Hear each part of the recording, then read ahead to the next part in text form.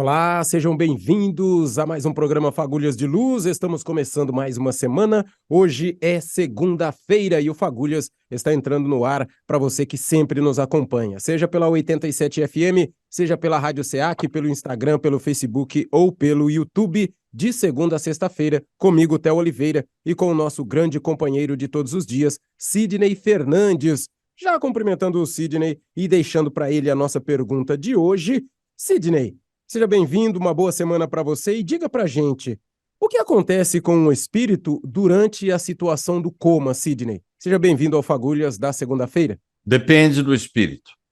Há aqueles que facilmente navegam pela espiritualidade com consciência, têm perfeita noção do seu estado e entende a situação do seu organismo como passageira. Esse é doente do corpo, mas não necessariamente do espírito. É um caso bem interessante em que Allan Kardec evoca em vida o espírito de um deficiente mental e ele falava normalmente, dizendo que ele lamentava, sentia-se como se estivesse numa gaiola, numa prisão. O seu espírito estava bem consciente.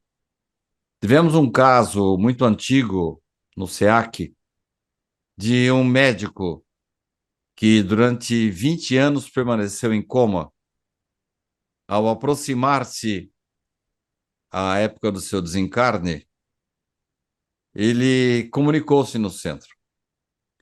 Os parentes foram chamados, porque não é qualquer um que pode comparecer a uma reunião mediúnica, mas houve uma compreensão da diretoria. Eles estavam nas fileiras da reunião mediúnica quando o espírito em coma dirigiu-se a eles, dizendo que agradecia por tudo que eles haviam feito por ele e que agora estava chegando o momento da libertação, tanto para ele como para os parentes que o acompanharam durante todo esse tempo. Então, o Theo depende muito do espírito. Há alguns que simplesmente ficam dormindo, não têm noção de nada. Há alguns, esses retratos são feitos por Raimundo Moody Jr., e, por exemplo, numa cirurgia, deslocam-se e acompanham toda a cirurgia, mesmo dentro do coma induzido. E há alguns que, ou a grande maioria, não têm consciência nenhuma, dormem e voltam. Então, mais uma vez,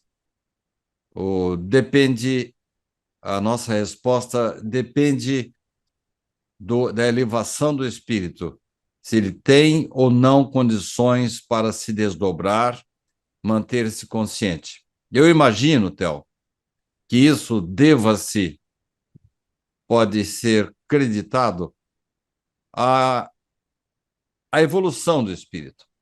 Quanto mais evoluído, quanto mais seu coração se desenvolveu, quanto mais conhecimento ele tem, é bem verdade que o conhecimento nos ajuda por fora e o sentimento modifica o nosso coração.